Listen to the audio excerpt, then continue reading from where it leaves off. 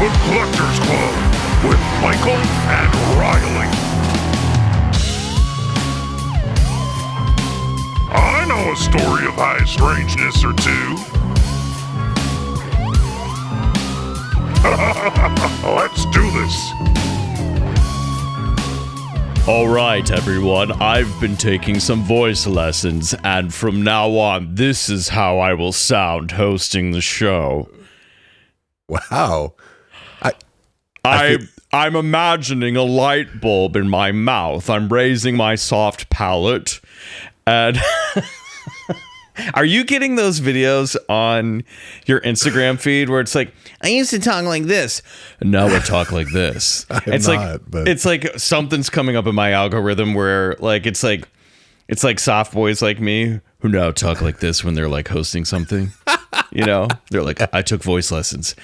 I didn't realize how nasally I used to speak now. I've removed all like this. Personality from my voice, and I'm merely a speaking orifice. Honestly, if I sounded like this, I'd be kind of cool. Now that I'm doing it, I kind of like it. Oh, it's sort of starting to fit. You're like starting to grow on me now. I have a whole. If you're watching this on YouTube, I have a whole different body position now. You really do. It's changed. Who is this guy? I'm intimidated. You know, I'm auditioning like this from now on. Hey, a little bit of a side lean. Yeah, a little side lean. Hey, everybody, welcome to Bigfoot Collectors Club, the show where we talk to amazing guests about their personal paranormal history, share stories of high strangeness. I'm your host, Michael McMillian, and with me always is Apple Tart's Toy Boy. Riley Bray. I'm committing to it. I mean, would you rather hang out? I mean, this guy's cool. You like this guy's cool. Fucking cool. You know what I mean? Yeah, he's like, what's up? Hey, man, I'm just trying to like finally embrace. You know, I'm a white male podcaster. This is how I'm going to talk from now on. This is how we infiltrate the manosphere. This is how I do it, dude. And disassemble it. This is how I'm going to get it. This is how. Suddenly we look at our download numbers and we're like, fuck, Michael, you got to keep doing whatever you're doing. It's the voice. The voice is doing it. Hi, everybody. It's just ya boys this week in the clubhouse. Wow. Oh, Michael and Riley. That's material that I just reserve for all of us close friends. No guests allowed when I'm doing new bits like that, trying out new material. Yeah. How are you, Riley? I'm good. I feel like I always qualify all things considered, but we're all living in the same shared reality. Yeah. But Yeah. Well, there's the thing about, actually, I read this thing that like reality is actually not shared. It's sort of based on, like the stuff that you're thinking about. Have you read The Fountainhead? Hey, some dude named Ayn Rand is like getting it. Yeah. Hey, have you read this dude Ayn Rand? He's got some good ideas. I'm getting a little too California with it. I gotta kind of pull it back a little bit. But hey, guys. Hey, yeah. Keep it cash. Keep that lean in there. You gotta kind of have to act like you've got a little crick in your neck, And that's what really sells it. Yeah, if you're not watching this, you're missing out. You really are missing out, man. This is who I am now. I'm just a few weeks away from 47. Cool. And I've started doing my new workout app. I'm doing a calisthenics every day. And I've just been reading up on testosterone and what it's like to just be a bit more grounded. I'm like 10 toes down now. You know what I mean? 10 toes down, my guy. 10 toes down. Just call me Mikey 10 Toes now. Mikey 10 Toes. That's what we've been calling him ever since he 10 started his calisthenics app. Hey, 10 fingers, 10 toes, all down. That's Mikey right. 10 toes. We all got the same 10 fingers, 10 toes. I'm kind of attracted to whoever this person is. I kind of want to become him. You got to write him into one of your novels. Yeah, Mikey 10 Toes. Hey, I'm looking for Dr. Tanya Lake. If anyone's seen her, really got to find her. Got to get those toes checked out. I'm a botanist. Make sure they're... I'm a botanist in this one. Like his character is telling the reader what role he is in that book. I'm a botanist in this one. In this book, I'm a botanist. In the other one, I was just like, I was a day trader, but now I'm a botanist. That's how casual Mikey Ten Toes keeps it. He tells you right in the book Yeah. what he is. Yeah. I'm auditioning for the new season of Bachelorette. You know, my friends put me up to it. They signed me up. I didn't want to do it. Sure. But it's like all my buddies down at Tanner's, you know, the bar. They're gonna they just signed me up. Yeah. We'll see what happens. I don't really care.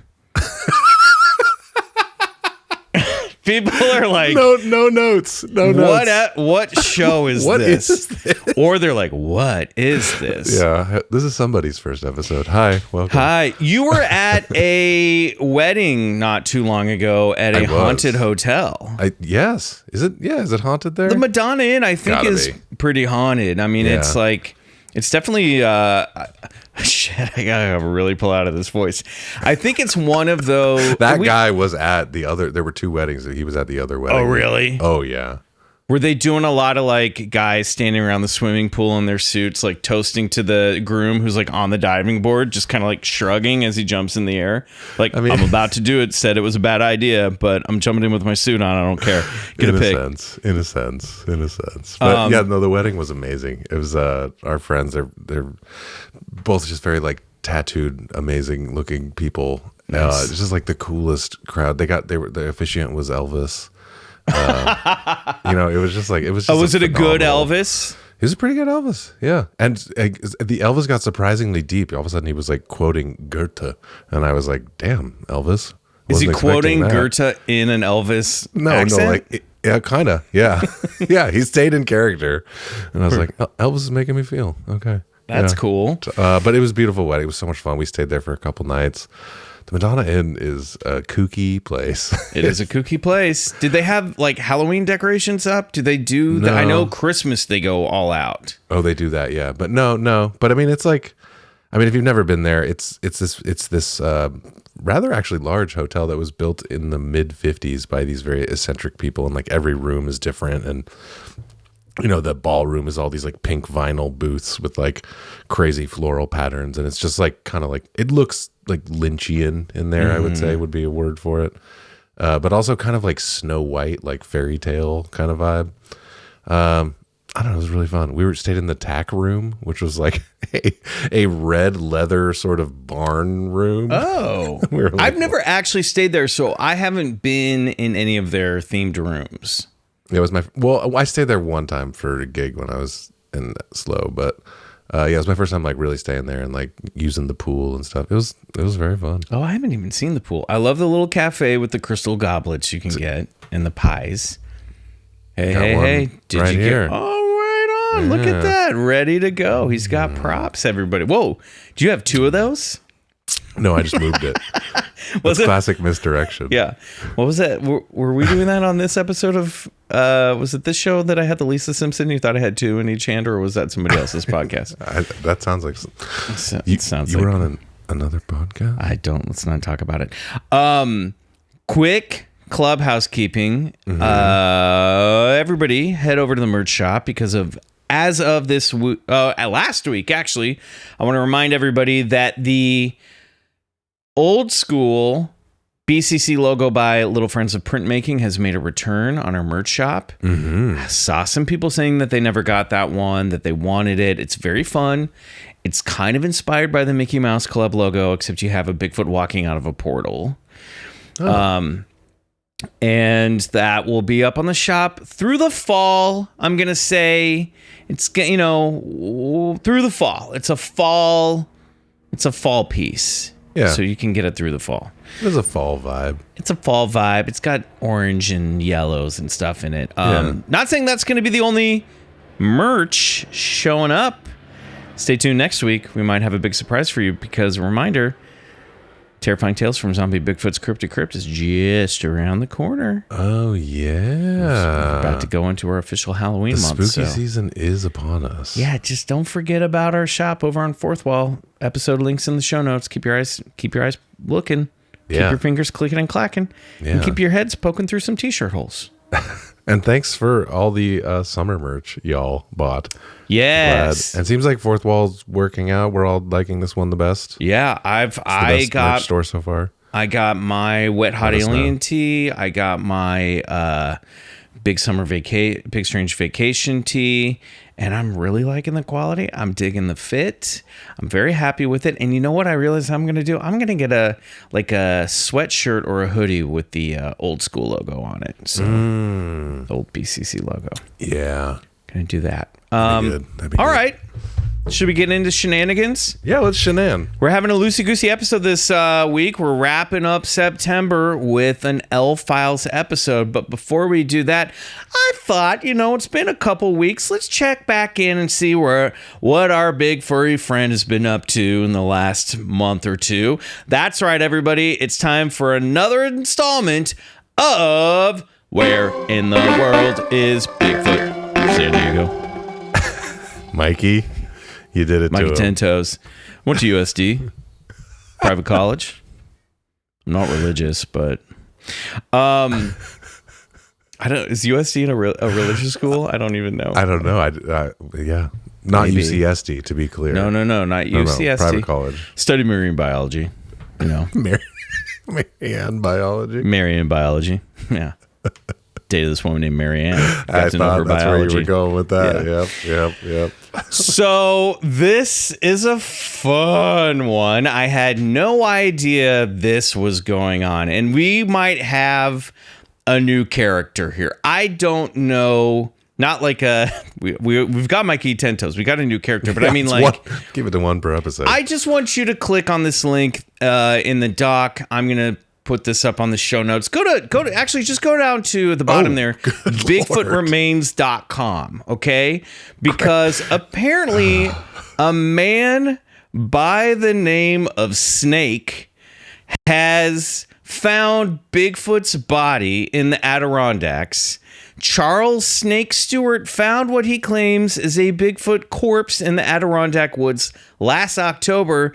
He's displaying the body for the first time in the horticulture building at the 2025 New York State Fair. Now, this happened at the beginning of September, so we're a little behind the times here, but are you getting a sense of... I've already dug deep in. This man has never been photographed without his signature sunglasses. No. Not one single photo. No. And I can't tell how much Charles Snake Stewart is putting us on with this look, but it can only be described as Bigfoot Hunter Tiger King. It's kind of like the vibe he's going for. Yeah. There's some camo, there's some neon, there's those big glasses, and then big reflective wraparounds, cowboy hat with a sort of Navajo kind of hat band kind of vibe. And he Cut off claims vest. that he found a Bigfoot body in a pile of poison ivy, in a grove of poison ivy. And he has named the body, the corpse, Dak. Okay. And he says if it looks fake, it's because they had to taxidermy the body because it was a rotting corpse and he's had it for a while. So like, he's like, it's taxidermied, but it is a corpse. I think we've seen this thing before. I think this is the Hank Dyler Bigfoot that he had. I feel like this is the same. I mean, guys, this is not really Bigfoot. What I can't tell, obviously, what I can't tell is how much of a bit this guy is doing, or if he's really trying to be a modern day P.T. Barnum. So I'll read you the story. This is from, let's see, what article did I pull up here? This is, I don't know. I don't even know what this is. Searching for Bigfoot. Oh, this is Syracuse.com. Okay. Yeah. That's this page I'm on now, too. So this is from August 22nd, 2025. So over a month ago. Bigfoot is real. And for the price of admission to the 2025 New York State Fair, you can see his dead body. Bigfoot's preserved corpse, all furry 8 feet of him, rests in plexiglass and plywood coffin on the first floor of the horticulture building. If you're taking the kids to the butterfly tent, perfect. The exhibit is right around the corner. Trust Daddy, us, I want to see the butterflies. Trust us, your kid will Just get a minute. Daddy needs to see something Yeah. first. Yes, Dad, bring your kids to the butterflies. Dad, stay for the Bigfoot body. Trust us, your kids will get a bigger kick out of one dead Bigfoot than 100 live butterflies. You know, Riley, I've always said I'd rather have one dead Bigfoot than 100 pretty butterflies. You know, that's actually not a bad saying. When we visited on the first day of the fair, Charles Snake Stewart, the guy who runs the exhibit, was letting people gawk at Bigfoot's body for free. He even gave visitors "I saw Bigfoot" buttons. Okay, liking the guy. Mm-hmm. The exhibit is decorated like a basement from the 70s. The period of peak Bigfoot hysteria, wood paneling, mood lighting, spooky soundtrack, and William Shatner on TV talking in grave tones about Bigfoot from a script Stewart paid him to read. So this guy's got connections. Wow. Stewart says he was pretty easy to get. I have a friend who's related to him, and plus, he's into the paranormal sci-fi world. Nice. Born and raised in Fulton, Stewart, 42, now resides in the Adirondack town of Saranac. At the fair, he's adopted the appearance of a semi-pro wrestler who let his gym membership expire. BurnSyracuse.com. Jeez. Stewart's lanky frame is covered head to toe in camouflage, face hidden behind a beard and wraparound mirrored shades. Tufts of bleach blonde hair stick out from beneath a Bigfoot's remains ball cap that still has the store tag dangling from it. No notes. Fashion icon. Everyone here has been loving the big boy, really enjoying hearing the story, Stewart said. We're thrilled about it, honestly. Stick around the exhibit long enough and you're certain to hear fellow fairgoers confess to Stewart's thrilling details about their own brushes with Bigfoot. And I gotta tell you, whatever it was I heard 20 years ago, it went right through me, said a father from Old Forge who came by with his 2 young children who wanted to see butterflies. The father shivered and said, "Ooh, I still get chills just thinking about it." Yep, Stewart said with a knowing nod. Stewart is easygoing for a Bigfoot hunter. When you wander into the exhibit, he leaves you in peace to contemplate Bigfoot's baculum, or penis bone, sitting inside a display case. Now, this doesn't seem appropriate. Hold on. Maybe we should have just brought the kids to the butterfly tent. But if you have questions, he's happy to answer them. Nothing is off limits. Well, clearly. Wait a minute. No hard sell. Take it or leave it. There is a photo here of a very concerned boy looking up at his mother, pointing at the Bigfoot corpse as Snake, lingers a little too close over the family. Also, his appearance is so sort of outlandish and bright that he almost looks photoshopped in every photo. He does, yeah. He's just been sort of placed in there. He's like second generation AI generative. Yeah. You know what I mean? Sort of appearance to him. If you look closely, his fingers are all fucked up. He's got too many fingers on each hand. Yes, there's an uncanny valley about Snake that it's hard to get around. Okay, so I'm going to pause here in the story. What do you think is happening here? I think this man is doing a bit, and you know what? I respect him for it. You go, Snake. Is he a guy like us who's putting on a character, putting on the thing, or is he really this guy? I think it feels like a kind of like Charlie Kaufman kind of thing, or it's doesn't maybe it? It's both. I don't know. I mean, either this guy is maybe this guy's a genius, or maybe he's just bizarre. He's like the Andy Kaufman of the Bigfoot world. Yeah. Okay. I have no idea, but I mean, this is hilarious. And you've never seen someone more committed to the bit than old Snake here. No, I want to see how, and also Snake. I mean, clearly, also, I know we've spent a lot of time on this article already, but it does continue to tell the story of how he got this. This is why I'm pausing. Yes. I'm pausing. That's where here. I need to know more. Okay, so now we're getting to the backstory. Yeah, I need to know how this man came upon and taxidermied a body. The broad outlines of the story go like this. Last October, Stewart was backcountry camping in the Adirondacks north of Old Forge when he traced a foul stench to Bigfoot's rotting corpse.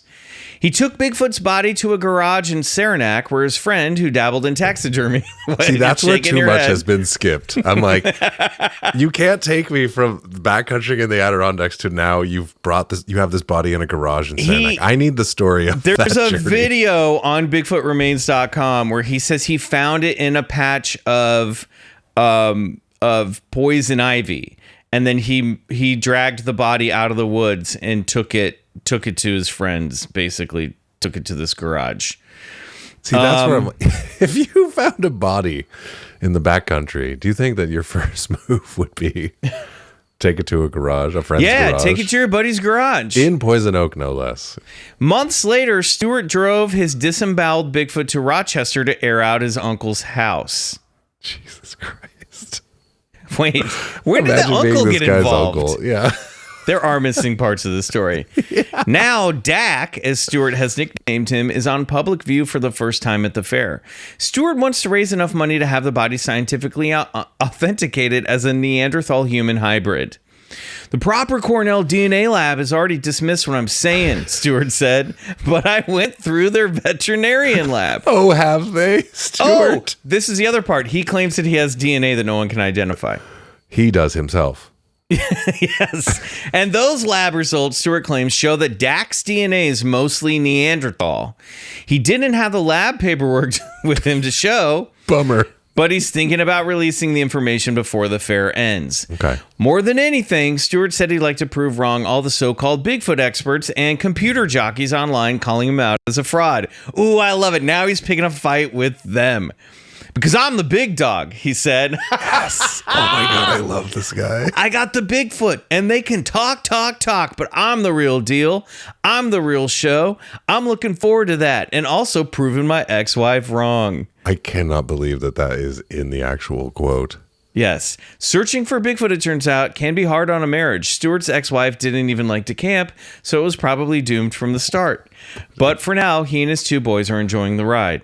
I told them, you're going to be carny kids all summer, he said. So I think they're excited. So who killed Dak? Two young men strutted into the exhibit, eyeballed Bigfoot's corpse for half a second, then pulled out their phones to take pictures. What happened? One of them sneered without taking his eyes off his phone. He was dead when I found him, Stewart said. He was decomposing. We had to rip some of its guts out and try to salvage it taxidermy style. This is where we found his reproductive bone, which is a sexual adaptation to help him procreate. Guys, I am not making this up. This is on Syracuse.com. This man brought this to the New York State Fair. Oh, the penis bone. Surprise. So he's like, it's like a boner, but it's like a bone. For Bigfoot, it's like a real bone. Yeah. Yes, exactly. That's it was more information than the teens. He's talking to teenagers. We're prepared to absorb. Cool, they said uncertainly. I think that was more like, cool. Cool. Stewart continued, hands in pockets, leaning against the wall like a bored high school biology teacher. They don't really create family units, he said. They usually only produce just to reproduce. We theorize there was a battle that happened when he was trying to mate with an older, wiser Bigfoot lady. And that's when blows started happening. And that's when he perished. There was a pause as the young men processed the scene Stewart described. And then they looked at each other and snorted with laughter. Stewart laughed right along with them. Look at the close-up of these styrofoam feet. Yeah, it's really something. After the teens scurried out of the exhibit, Stewart poured a handful of peanuts into his mouth. That's the little human moment that finally broke you. He'd already spent $17 on a sausage sandwich and was trying to save money. I was hoping Kathy Hochul would have come by. I saw her over there eating cookies earlier. It's like Christopher Guest. Who wrote this? He gazed up and down the empty aisle as William Shatner's voice echoed in repeat. God, give this article a Pulitzer. Truly. One photo op with the Bigfoot hunter, and she could own the news cycle, Stewart said. It'd be great for her re-election. Biggest scientific breakthrough in New York since forever. He palmed another handful of peanuts into his mouth and shook his head. Priorities are all screwed up, he said. Everyone involved is a genius. Yeah. Snake is a genius. Yeah, Steve Featherstone, who wrote this article. I mean, genius. This is a masterpiece. Well done, Steve. Well done. This is a goddamn masterpiece. Yeah. And Katie Hochul is the governor. And I included some other links. There's also one from CBS Albany.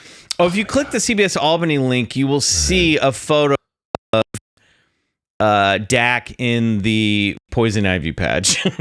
No, come on. This is what they're saying they found. Mm-hmm. Yep. So also in this thing, it says that frustrated with this is a different article. This is on guys. We're just doing this today. I don't care how long it takes. Change of plans. It says it on the CBS News. Frustrated with traditional Bigfoot hunting methods, Stewart developed a new approach called nesting, which focuses on stealth and investigative techniques.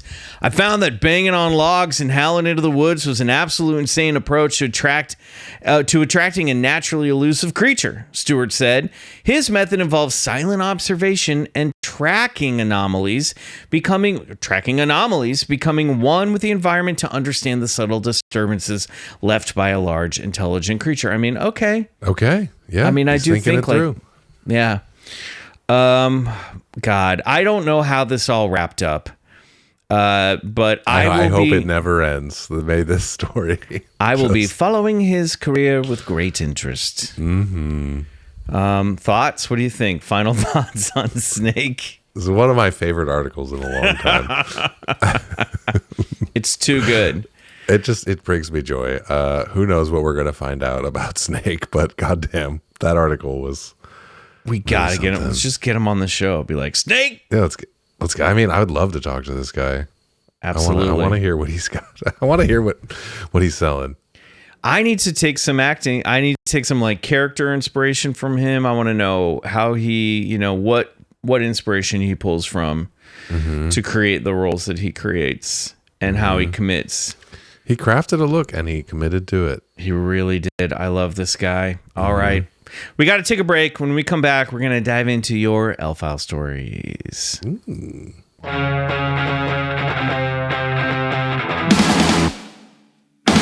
Okay, everybody. It's time to jump into the L-Files. These are stories of personal paranormal history and high strangeness that you, the Bigfoot Club Scouts, have sent to us at BigfootCollectorsClub@gmail.com. We need more stories, and we want stories that really happened to you. If something happened that you can't explain, Riley and I are going to unpack it. This month, these are all kind of shorter stories, which is nice. Shorter emails. Some are anecdotal, some are stories, some are a couple things that I thought were just cool to share with the rest of the Club Scouts. So why don't we dive in from this first letter from an anonymous listener? I know who they are, but they did not want to be named on the show. Oh, I don't know who they are. No, I'll tell you later. But this is what they say. Hi, BCC. I'm a little behind on episodes. Is that why they're anonymous? Yeah, they don't want it. I get it. But I've been catching up, and something happened recently that I wanted to write in about. While driving home from work and listening to the Becoming a Seer episode with Adela Levine, I noticed a faint grayish head shape in my rearview mirror. When I tried to look directly at it, it disappeared. At the same moment, I got this odd, unsettled feeling, and the hairs on the back of my neck stood up. It only lasted a few seconds, so I brushed it off. I've had my share of small, unexplained moments before, so I didn't think much of it. But then, about a minute later, Michael described a similar sensation and object on the podcast. Remember that? Yeah. When I thought I saw a little head peek out from behind my head? That's cool. That stopped me in my tracks. I remember thinking, wait, did I just experience that too? It wasn't scary exactly, but it was enough to make me replay that part of the episode just to be sure I'd heard him right. That strange overlap has stuck in my head ever since. Thanks for the podcast. I really enjoy listening. Also, have you guys heard of the show Resident Alien? It's a fascinating watch, and I think you guys and listeners would really enjoy the show. Cheers. anonymous. Man, what do you think about that? I love that synchronicity stuff. That's It's weird, right? totally, yeah. Maybe anonymous, I was like psychically linking to you and I was seeing, maybe I had a vision of what you saw, or maybe you had a psychic vision about what was about to happen on the show. That makes more sense, right? Like maybe they had a preternatural feeling of like, I know what's coming up next. Yeah. I mean, that does make more sense, but also, I mean, that stuff happens all the time where I'm like reading something and I read a word when I hear it on the radio, or driving somewhere and I see a word on a sign right as I hear it, or like, so strange. I mean, I guess that's just like, there's so many words and no. Well, that stuff happens, but no, this just happened. I was listening to Marcy's 90 Day Fiance podcast that she does with Nicole Byer. Also, I don't know if we've talked about this on the show. I went to their live show last month at Dynasty Typewriter. It was so fucking funny. Cool. But 90 Day Bay on Patreon, check it out. But they were talking about ice cream and how they were craving soft serve, and I was driving somewhere and sitting at a light, and I looked up, and just as they said soft serve, I was looking at an ice cream parlor with the big word soft serve on the window. That's what I'm talking about. That exactly. shit is, you're like, okay, when am I ever hearing the term soft serve or looking at it? And earlier that day, I had been listening to the Doughboys podcast, and they had been rating McDonald's soft serve ice cream. Weird. So I totally get it, man. Something's going on in my neighborhood. I hear some I was like, is sirens. that you or me? That's me. you. I have my windows open because it's hot. Okay. Yeah. That's like my street. There's not usually like ambulance stuff happening here, but I don't know. Anyway, this is very cool. I think maybe you're psychic anonymous. I think maybe you were tapping into what was Jesus, guys. Are they coming for you, Michael? About time. They're coming for Mikey Ten Toes. They're coming for anybody. Trying to get me. I hear the engine running. Okay. Yeah, I think you had a psychic moment. I don't know. I don't know how else to explain it. I'm, I mean, you know me, I'm not like superstitious, but I always pay attention to the synchronicity moments. I love them. I feel like they're just interesting ways of skipping through this reality. Like, you notice these little messages, even if they're little messages that you're crafting for yourself by reacting to your environment, I always see them as like static electricity in the air, like something's humming right before something's about to happen, and it's usually something positive, you know? Yeah. And so those to me are usually signs of like, it feels like you're everything's lining up, you're on the right track. If you can stay in sync with this, then this is sort of like, this is the road you need to keep going down, the one that you're planning and thinking about. So, and the more you do that, the more these little things will pop up along the way to be like, you're still on the same route, you know? Yeah, exactly. One of my favorite ones is if I arrive somewhere right when the song I'm listening to ends. Like, I love that. But I don't zhuzh it. It's just like right as you pull into the parking spot, it's like perfect. I love that. Let's go. Yeah, such a good feeling. Okay, here's another short one. Okay. This is called Ouija Story. Cosmeteer. They wanted us to know. Nice. They're a Cosmeteer. That's right. bcc.supercast.com. Hey guys, just briefly want to say thank you for doing what you do. Y'all are the highlight of my week. Here is my Ouija board story. Oh, love it. Right to it. My grandfather was a young man when the U.S. entered World War II, and he quickly signed up with the U.S. Navy. During his time in the service, my grandpa's siblings used an Ouija board to pinpoint his locations as he traveled around the Pacific. When he came home, he was able to verify the information from their divination sessions. That's crazy. That's pretty cool, because you're not allowed to like write home and tell your family where you are, you know? Yeah. So that's pretty cool. A few years ago, I found the actual mystic tray in the family cabin built by my grandpa and his dad. Oh, there's a photo attached to this, but I didn't see the photo. I'll dig it up. Yeah. I had always been afraid to mess with it, but I think it might be time to connect with our ancestral energies. I'll keep you posted on any happenings there. Thanks again. Amelia, dude, I love this, and you absolutely like that's like a real family heirloom, and I love that it was called a Mystic Tray because that seems to me that it's like an off-brand Ouija board. It wasn't the official Parker Brothers. Yeah. Let me see if I can find this photo here. What do you think, Riley? I mean, that's like a setup of a Steven Spielberg movie. It really is. I love it. I try to. You should try to talk to your grandpa. I think is grandpa. Was. Oh, I don't know. Maybe not. Is grandpa talk to whoever you're. No. I mean, you can talk to grandpa on the Ouija board if you. I hope you're. If so, I don't know. Never mind. You should, but just be careful. I don't say with who you talk to on there.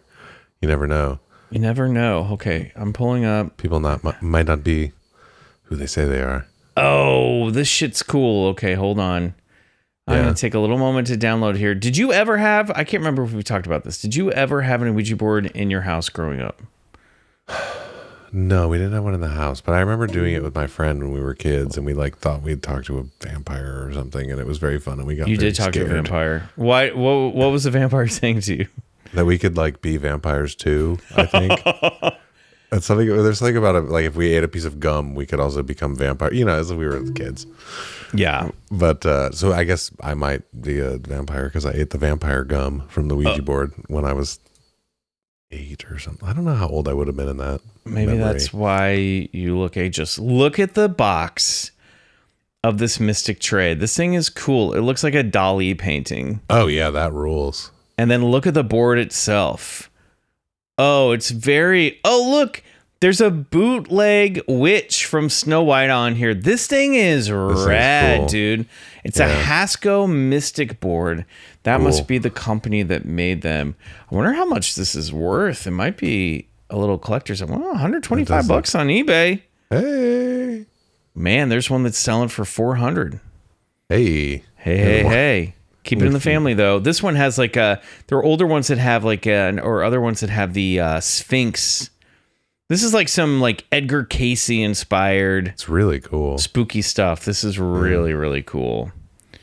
Rad. Yeah. Break it out. If any, this thing looks like it can talk to dead people. Yeah. I feel like that's over the one you're going to get at Barnes and Noble. This one's got it's got the zhuzh, the juju, this one was carved from a tree that is growing out of a cemetery. Yes, exactly. Yeah, it's got that vibe.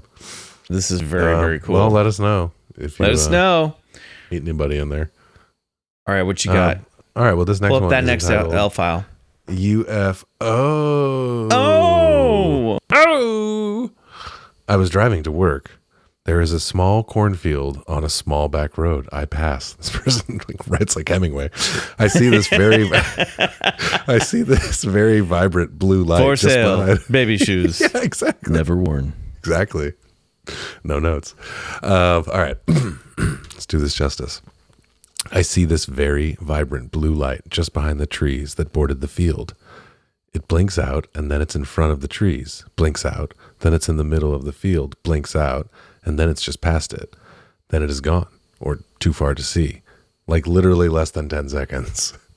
No way it was any aircraft we know of. It was so fast. It was so bright. Definitely didn't lose time because I was not late for work, but definitely a UFO. UFO emoji. I'm glad it was not scary like your encounter, Michael. I look for it every day now, hoping it comes back. Heather, smiley face. P.S. You have read my 5-star review on the pod as mystery yeet person. My son made this account. Sick face emoji. Sick face emoji. My son made this account as a child, and I do not know how to change that name. Don't. It's perfect. Love all your hard work. Thank you so much. I love this. Heather, this is a great letter. This letter almost read like she was writing it at moments I was after. there. I was in it. I thought until she said, I look for it every day now, hoping it comes back. I thought she was literally pulled into her parking spot at work and was like, I was driving to work. Okay, there's a smallish cornfield, a backfield pass. Look, I see this very vibrant blue light. Like, it's written in the, like, you guys are never going to believe what I just saw. Yeah. A very vibrant blue light.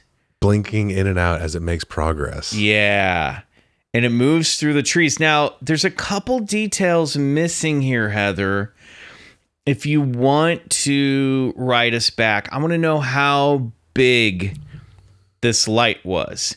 Like, if you were looking out your window and you held up your palm, would your palm cover it?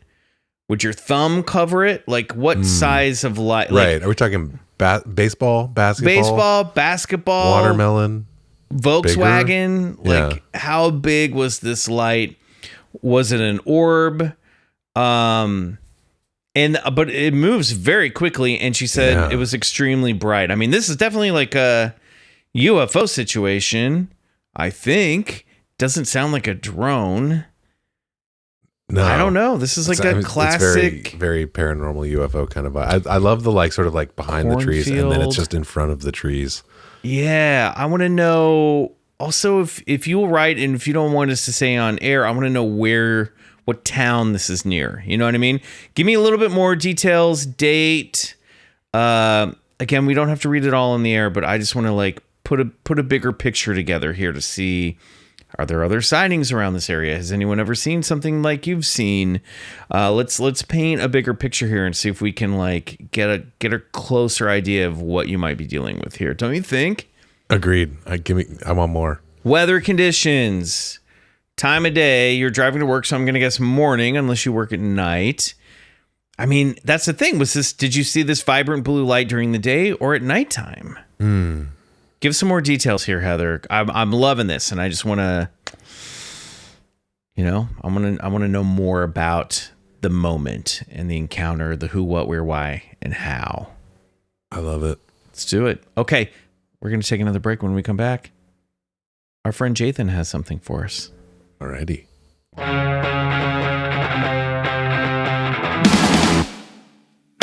Okay, now I believe, if I'm not wrong, yes, that Jathan was a friend that we met at KC Paracon or Paracon KC. Oh, right. I remember. Yes. Yeah. Hey, Michael and Riley. My name is Jathan. I'm a huge fan and cosmeteer. I go by Jathan T or JJ Hasselden.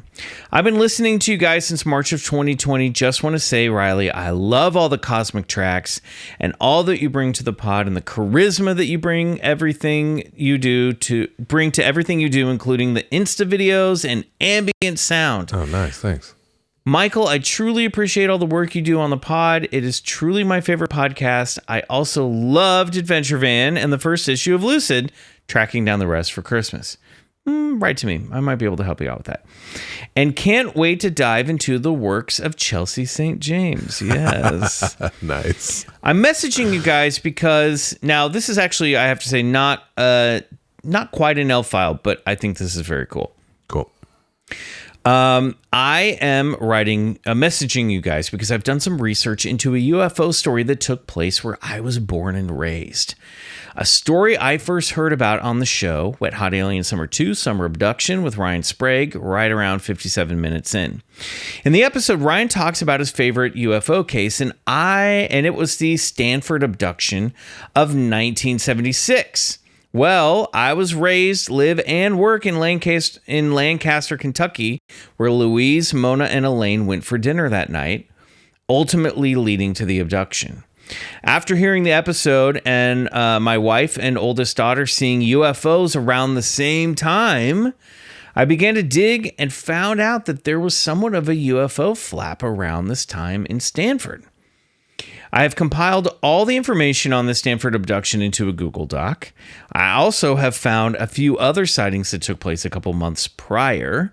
I'm currently traveling around the state looking into some of these old sightings of cryptids, UFOs, and strange events, all inspired by you guys, Ryan Sprague and Steve Berg. I was going to say, you're a regular little Steve Berg here. Yeah. I'm planning on launching my own little pod and putting out a few short story videos on what I found on the date of the first sighting, November 15th, marking the 50th anniversary of the Sally sightings, and get the stories out there. But I wanted to share what I found since you guys are the only reason I even know about it in the first place. I don't want any plugs or anything like that. I just want to help out and get the story out there. Well, too late. Thanks to you guys, I have really gotten out this summer and investigated. Oh, that fills my heart with so much joy, and had a few adventures, including meeting you both briefly at KC Paracon. You guys made it super easy for a socially awkward guy like me to feel at ease. Thanks again. I love this, Jathan. Yeah. And I'm not going to share it all here, obviously, but Jathan, he's put together something, and that's in our email that he sent us. But this is so cool. And honestly, this is exactly what Big Strange Vacation was all about. Like, get out there, go have some adventures. The most fun. I just love that. Like, we did a thing a while ago. This person heard it, they went, wait a minute, that's right where I live. And then they've gone out now and researched and they want to make their own videos. And it's just like, that's like why you do these things. You throw them out into the internet and they echo back at you. And it's just, that's really cool. It's really I love cool. this. I'm excited for you. I mean, the most fun I had this summer was hanging out with you and Steve and Dave and Lawrence and doing our legend questing. So I get it. So yeah. I thought it'd be fun to kind of revisit this case just a little bit in case anyone else is interested. Mm-hmm. So the Stanford abduction took place on January 6, 1976. I'm reading this off of, I'm skimming the Kentucky Wiki that's got this story in here. So it was Mona Stafford's 36th birthday. The photos are kind of shocking because they got that real 1976 vibe where you're like, they're 36? They look 66 by today's standards. No offense. It's just kind of wild. Wow. Yeah. So to celebrate, she and her friends Louise Smith and Elaine Thomas decided to drive 35 miles from their home in Liberty, Kentucky to have dinner at the Redwoods restaurant between Stanford and Lancaster, Kentucky. So that's where our friend Jathan is from. Mm-hmm. Louise Smith was driving them in her 67 Chevy Nova. Fuck yes. Nice. So after dinner, they had dinner. They didn't drink anything. They drove back home. They were expecting to be home by midnight. They're 9 miles out of Lancaster. They turn on a Highway 27 and onto Highway 78 towards Houstonville. So just outside of Stanford, they see this bright red object which appears in the sky. At first, Mona Stafford thought it was an airplane on fire. I don't know if any of this is ringing a bell. As the object ascended from the right side of the road to a point ahead of them, they could see that it was not an airplane, but a huge object bigger than, quote, 2 houses. That's how they described it. Wow. The object stopped about 100 yards ahead of them, stretching across the road on both sides. It rocked back and forth for a couple seconds and then moved off to the left. So they keep driving, and a little while later, just a little further down the road, a huge blue light, calling Heather, appeared through the rear window of the car. And at first they thought it was a highway patrol car with its lights flashing, but soon they realized that the flying object had circled around and had come up behind them. Whoa. Yoicks. Suddenly, something wrestled control of the car away from Louise Smith. The car accelerated, even though Mrs. Smith took her foot off the accelerator, and the speedometer was soon at 85 miles per hour. Mona, in the front passenger seat, tried to help Louise regain control of the car, but it was impossible. The women began to feel a burning sensation in their eyes. The ignition lights lit up on the instrument panel, an indication that the car's engine was stalled, but they were still speeding along. They saw a wide, brightly lit road ahead of them. This is what creeps me out. And then seconds later, the scene became Highway 78, and they recognized they were on the outskirts of Houstonville, a full 8 miles from where they had just been. And here's the thing, an hour and 20 minutes had passed. That's crazy. So they showed up at Louisa Smith's home at 1:25 a.m., an hour and a half past their goal time. Wow. And they just no accounting for it. Yeah, and they found red marks, like burn marks on the back of their necks. All their eyes were burning and irritated. Louise Smith went to the bathroom and removed her watch to wash her face. She saw that the hands of her watch were spinning at a much higher than normal speed. So this is like the Val Johnson story we did on the Clubhouse a couple weeks back on the BCC The Other Side. Remember his eyes were all burned and his watch was stopped and acting weird? Yeah. She found that contact with water caused pain on her face and hands. Yikes. So they go to their next door neighbor, a guy named Lowell Lee. They tell him what happened. They call the police and the local Navy office. Nobody showed up. But in the days that followed, Mona Stafford had more problems with her eyes, and they sought medical help for severe conjunctivitis. Louise Smith's pet parakeet was now inexplicably terrified of her, and the bird died a couple months later. I don't know. That's kind of weird. So long story short, or something. Yeah, they call MUFON. I think the Navy office, I guess, passed the story along to the media, and then Jerry Black of MUFON sets them up with J. Allen Hynek and Jim and Coral Lorenzen of APRO. They all investigate the case, and they did hypnotic regression, and they basically talked about being on board a craft with what we would call alien grays. There were similar aliens like the Betty and Barney Hill case. And so it's a really, really, the image of the road illuminating, like as if they're being like phased in and out of our reality, really fucks with me. That is a spooky, very Lynchian. Talk about David Lynch, like, you know how he's obsessed with like filming roads as you're driving down them. Yeah. Lost Highway. Yeah, and parts of Twin Peaks: The Return has a lot of that.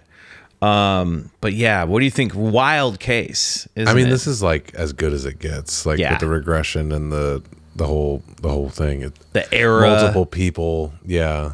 The time period. The time loss. That also, it's just like, you know, it just happened to like sort of these three women. Like, it's like a reliable witness. Like, why would they? They're not, so creepy, making a thing out. It's spooky. It's haunting. The idea of this craft turning around and coming after them is just really creepy. It gives me goosebumps. It's really, really, really creepy. The hypnotic regression stuff really gets me too. I don't know. I don't know what to make of that. Especially all three of them separately, and they're sort of. Yeah, and their neighbor, I guess their neighbor had them draw pictures. He took them. He even had the wherewithal to be like, okay, come with me one at a time and draw what you saw. Draw the craft. And he said they were all lined up. Same thing. Yeah, they all saw the same thing. Wow. I don't know. I mean, this story is spooky, dude. Juicy one. Yeah, Jathan, can't wait. Let us know when you got something to present. Love to check it out. Indeed. Good for you, man. Love it. Okay, should we take another quick break? We'll come back for just a couple more. What do you think? Sounds good. Let's do it. Sounds good. Let's do it.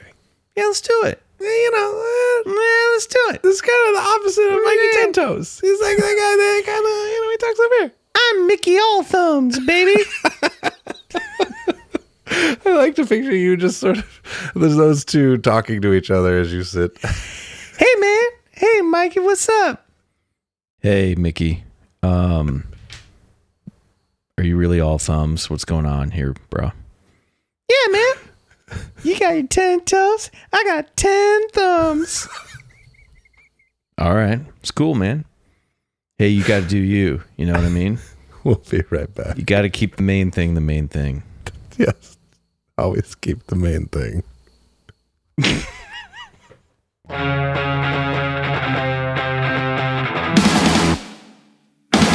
Okay, everybody. We got a couple more letters here to dig into. Hit us! All right. Well, this person says, hi, BCC boys and possible guests. Not this time. No, but, there's a couple guests here. You know. Yeah! Oh, yeah! You got Mickey and Mikey hanging out with you. I found about BCC while listening to the Tooth and Claw podcast back in October 2022. I've been going through your back catalog for the last 2.5 years to get caught up. Amazing. I wanted to wait until I was caught up to send in my story. Hell I stuck in my thumb and I pulled out a Bigfoot penis bone. Whoa. Cool. Guys, I'm trying to read a story. Just, It's okay. Yeah, I'm going to mute them. All right, could you? Yeah, Okay. thanks. Yeah. Great. Cool. This story takes place back in 2014. My mom and I can't even look at you right now. My mom and I were living in a house at that time. Turned off his camera. One night, my friend and I, that's awful. Because I know you're going to come back. That's what it is. One night, my friend and I were in my furnished basement hanging out. I was on the couch and she was on a chair that was catty corner to me. While I was talking, her face got a weird look and she looked nervous. I asked her what was wrong and she stated that she didn't want to say. I said, "Come on, I can take it." Then she said that there was a ghost standing behind me and had his hand on the couch by my shoulder.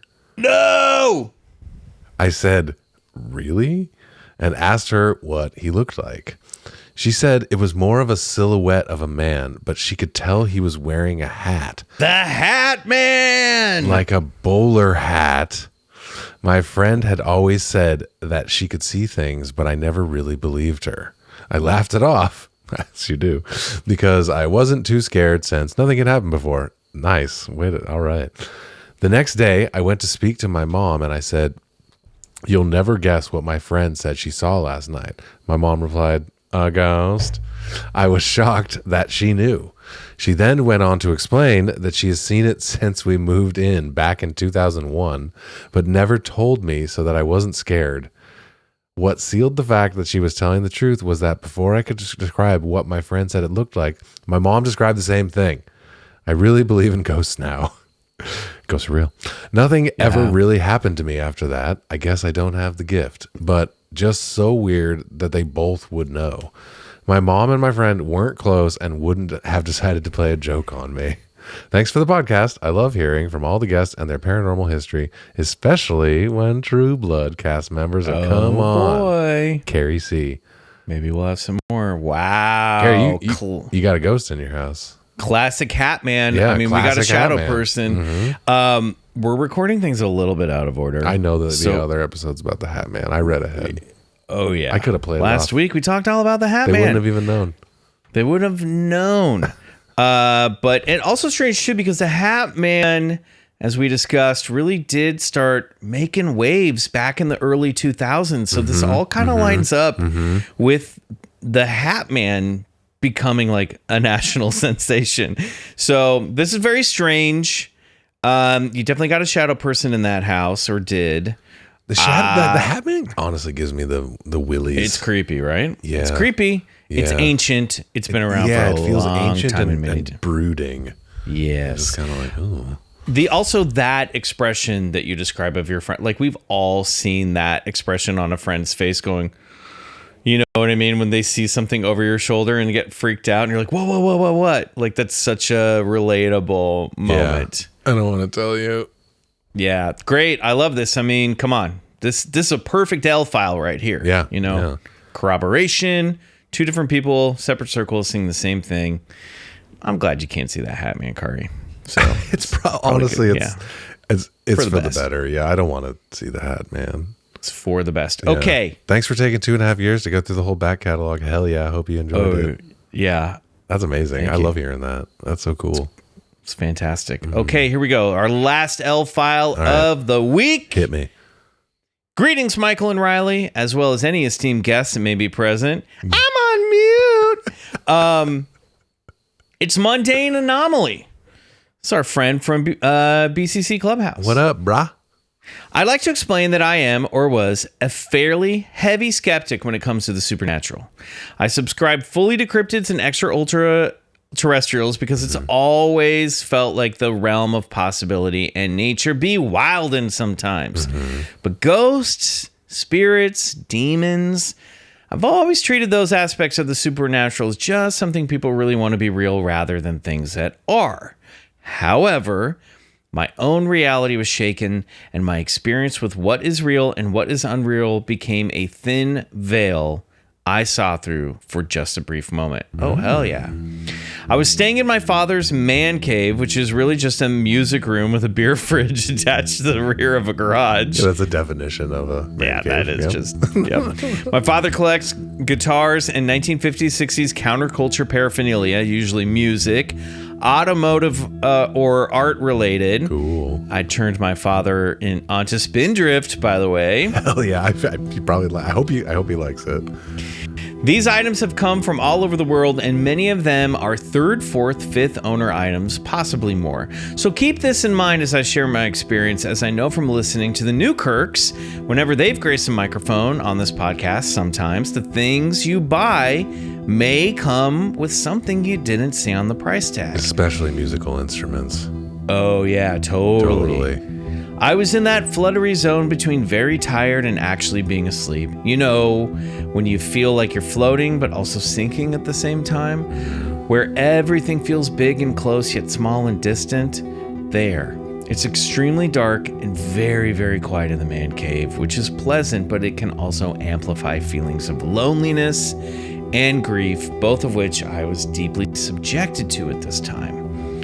As I was drifting off, I heard very clearly a childlike voice say, "Good night, Daddy." Now, I have kids, so I know what a child's voice sounds like, which is why I describe it as childlike, because it sounded more like someone or something trying to sound like a child.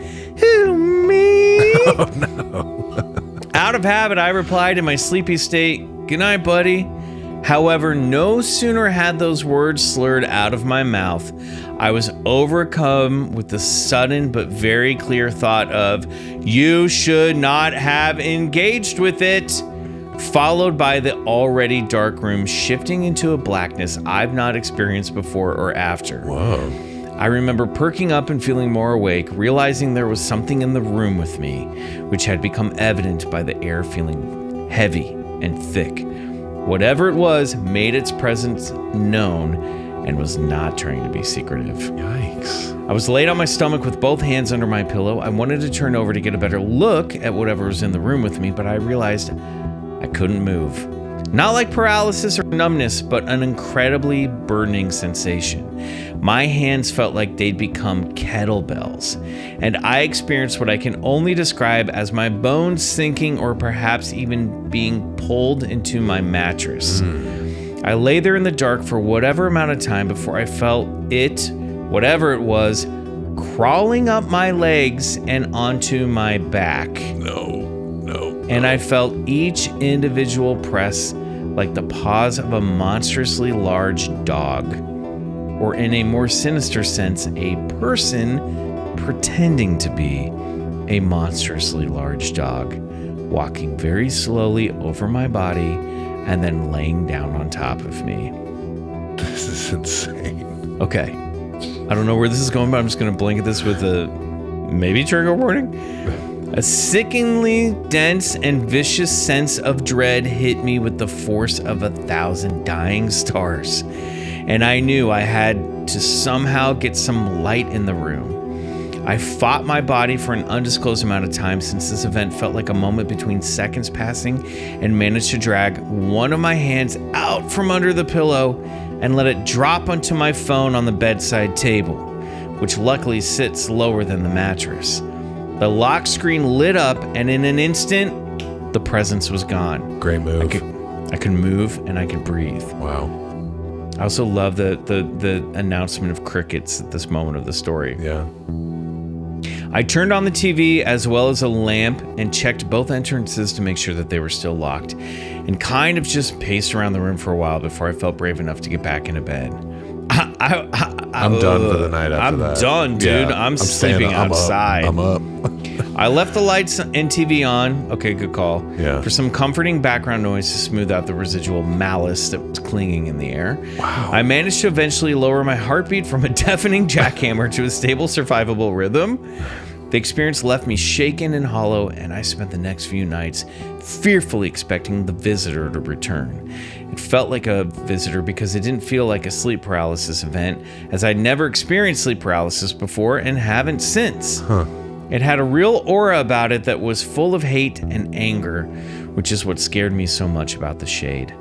It truly felt like it had an ill will toward me. Most of my thoughts write it off as a manifestation of the horrific levels of stress I was going through at the time. However, a firm and unwavering part of my mind convinced something wanted to feed off my crippling sadness and loss. I think it can be both. Ding, ding, ding. The phenomenon has, to date, never made itself known again, and I've not had any experiences like it in my 38 years. I wish I could say more about it all, but it was such a brief and intense thing that this is the best I can muster. Interestingly, my phone displayed at the time as 3:03 a.m., so make of that of what you will. To close, I want to share a very quick synchronicity with you guys. Wow, bringing it full circle here. I was listening as I wrote this originally to some other side content, National Park cryptids. There was a mention of an Alaskan black dog, which was super fun because just before I put this episode on, I was listening to a song by The Darkness called Black Shuck, which is actually a tale of an English cryptid. Yes, I know, yes. Described as a ghost hound or demon dog whose presence signifies the loss of a close one. It's a cool song and a rare banger about a badass cryptid. All my love and respect for the massive effort over the years. You truly are a standout and wonderfully unique podcast. M. Wow. Great story. Also synchronistic because this thing that crawled on you kind of feels like a big black dog, like a shadow It's dog. it has the hallmarks of the sleep paralysis, Hat Man, shadow dog, kind of that looming demon thing that incubus. Accompanies that. I mean, it's like one of the sort of oldest ghost stories. Really, is this this phenomenon, and this letter to it hits on the whole thing about you're going through grief and sadness and how that overlaps with these sort of experiences, and how the mind kind of can be. It's like it can be both in a way. It can be the thing itself. It can all be this big weird sort of Ouroboros loop that reality is. I just I'm glad to hear that you've gotten through this time, and that but this is a really interesting story. Just the way things manifest, and I've been here a little bit, not this powerful with sleep paralysis before, but nothing. I mean, I relate to the not being able to move and all that stuff and how that feels, but the auditory, the thing of good night daddy, and saying out loud good night buddy, and then the turn happening there, but that could also be all the anxiety of children and making sure they're okay, and just the whole the brain is so strange. It's almost like the brain can summon these things, and they are real in a way if they're experienced. And and it's a thing of it could be the outward manifestation of your psychic state of mind at the time. You know what I mean? Yeah. It's part of you. This thing was part of you and feeding off that part of you that was it. Yeah. You know what I mean? Yeah. When you have things like this is almost like the symbolism is all connected here. You know what I mean? Mm-hmm. It all ties together. Mm-hmm. And so it doesn't matter to me whether it's a literal shade in there or not. It is what it is, and you experienced what you experienced. You know what I mean? And it is the event. It's the event. What am I trying to say? It's like the symbol is the living thing here. You know what I mean? Mm-hmm. And may or may not be supernatural, but it doesn't fucking matter because at this point it all is. Mm-hmm. You know what I mean? Sure. Yeah. What the medium is the message, or the message is the medium, or whatever. Right. Spooky stuff, or there's terrifying. a demon in one of your dad's guitars. There might be a demon. It could be a demon in a flute. Too. Yeah, it could be a flute demon. Could be that. Classic flute demon. Also, just thinking about sleeping in a room with all those things that resonate. Yeah. There's a lot of absorbed energy in those instruments. For sure. Yeah. So it is weird. All right. Well, that's it, and that's it for this week of Bigfoot Collectors Club. Next week we have got Terrifying Tales from Zombie Bigfoot's Crypt to Crypt returning. We're going to have some fun guests. We're going to have some spooky stories. Might have some new merch coming your way very soon. Follow us at Instagram on follow us on Instagram at Bigfoot Collectors Club. Skipping right past Collector's Corner this week. It's been a long, blowing by. Yeah. It's blowing by. We want to say great letters. Great letters. This month. Bring us more. If you've had an encounter like any of these, write to us. BigfootCollectorsClub@gmail.com. We want to know. And if you want more of me and Riley, and you want more of BCC, and you want to swap stories like this on the BCC Discord, then come join bcc.supercast.com. Become an official member of the Club Scout. You'll get 3 bonus episodes every month on BCC The Other Side. You can upgrade for ad-free episodes, and you're going to get a massive collection of cosmic tracks from the Apple Tarts toy boy himself, Riley Bray. Right. With more to come, everybody, too. More to come. Right. I've been on a slight little break, but there's been a little hiatus. That's okay. It's I've put out 26 hours of music. I was like, I need a little break. It's okay. But it's coming. They're coming back. Don't worry about it. Don't worry. But yeah, so that's all over at bcc.supercast.com. And it's the whole show. It's the whole show. It's the whole complete thing. box It's the official canon is over there. But if we don't see you there, we'll see you here next Wednesday for an all new episode of Terrifying Tales from Zombie Bigfoot's Cryptid Crypt. I think you might have perfect pitch. You did that exactly. That was like note for note and that was wild. That was like you played a sound cue. Damn, Mikey Tentoes. Hey man, keep the main thing the main thing. That's definitely your catchphrase. Well. Oh yeah. Until then, good night. And go get regressed. Yeah. All right. What's up, Mikey? Man. You want to go get some creatine shakes? Yeah, let's do that. And then if I got time to get regressed, I'll do it. But if not, no biggie. Yeah, no biggie. Whatever. It's cool. Yeah. You can just do whatever I want to do. Hey, you just like lean your head to the right or to the left. Yeah. I need to get some ashwagandha. Wow, you said that really good, bro. Yeah, I know how to say that word. Bigfoot Collectors Club is produced and engineered by Riley Bray and executive produced by Riley Bray and Michael McMillian. Our theme song, Come Alone, is by Suneaters, courtesy of Lotuspool Records. Follow Suneaters on Spotify. For 3 bonus episodes every month and ad-free episodes, check out BCC The Other Side at patreon.com/BigfootCollectorsClub.